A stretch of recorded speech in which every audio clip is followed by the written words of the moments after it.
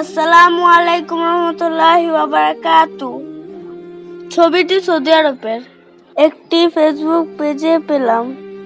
ঘটনাটি একটি গরিব পরিবারের। পরিবারটি পিছনের বিল্ডিং এর দ্বিতীয় তলায় বাস করে। ছেলেটি প্রতিদিন ভোর 4টায় উঠে দূরের শহরে কাজে যায়।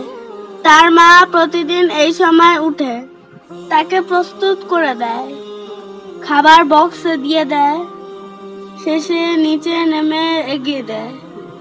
প্রতিদিন মায়ের এমন কষ্ট দেখতে ছেলেটির ভালো লাগে না, আসতে বারণ করে, বলে তুমি খাবার রেডি করে শুয়ে যাও, বসে থাকতে হবে না, নিচে নামতে হবে না।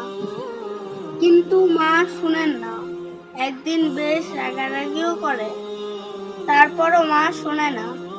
রাগারাগির পরে মা বলে, আমি এখন আর নামি না, তুমি চলে যাও, সমস্যা নেই।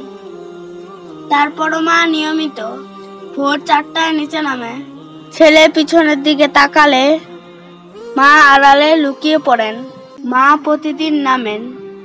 এটা মাকে প্রুফ দেখানোর জন্য পিছনের দিকে না ঘুরে একটা সেলফি তুলেন। সেলফিতে দেখা যায় মা আড়ালে দাঁড়িয়ে আছেন। মা এখানে ততক্ষণ দাঁড়িয়ে থাকেন যতক্ষণ ছেলেকে দেখা যায়। এর নাম মা। মায়ের ভালোবাসার রং সব দেশে একই, নিঃস্বার্থ ভালোবাসা, সীমাহীন ভালোবাসা। তাই মাকে কখনো কষ্ট দিবেন না।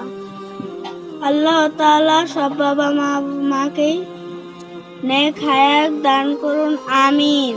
ভিডিওটি ভালো লাগলে ফিলিস্তিনিদের জন্য বেশি বেশি দোয়া করুন এবং ইসরায়েলি পণ্য বর্জন করুন। আসসালামু আলাইকুম রহমতুল্লাহি ওয়া বারাকাতুহু।